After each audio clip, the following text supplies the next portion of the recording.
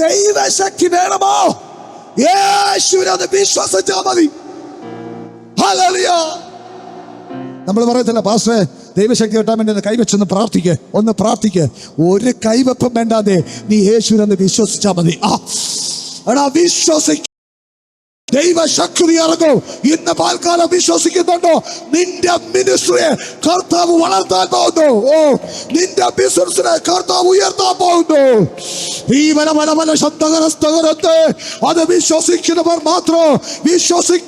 മാത്രം കരമടിച്ച് എന്റെ ദൈവത്തിന് മാത്രം കൊടുക്കുക. ഹല്ലേലൂയ. എന്നെ കേട്ടോണേ. അങ്ങനെ ദൈവശക്തിയിൽ കാക്കപ്പെടുന്നവർക്ക് വാക്യം 5, ക്ഷയം, മാലിന്യം, വാട്ടം എന്നിവയില്ലാത്തതുമായ അവകാശത്തിനായി തന്നെ നീ വീണ്ടും ജനിച്ചിരിക്കുന്നു. സന്തോഷമുണ്ടോ?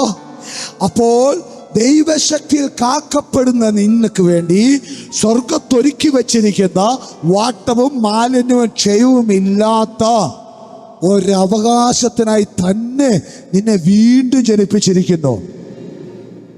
സ്നാനപ്പെട്ട നിന്നെ മാറ്റി നിർത്തിയില്ലേ?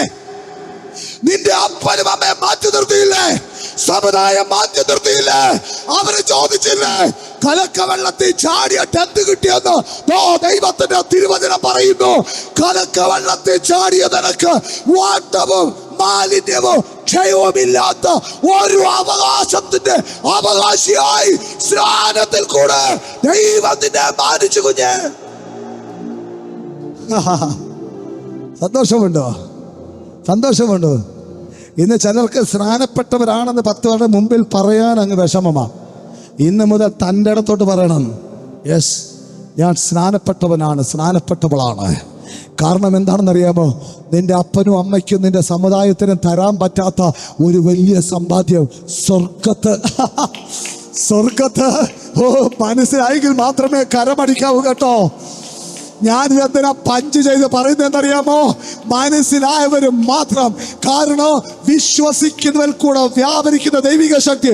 അതുകൊണ്ടാണ് വിശ്വസിക്കുന്നവർ മാത്രം, അത് മനസ്സിലായവർ മാത്രം കരമടിച്ച് ദൈവത്തിന് മഹത്വം കൊടുക്കുക.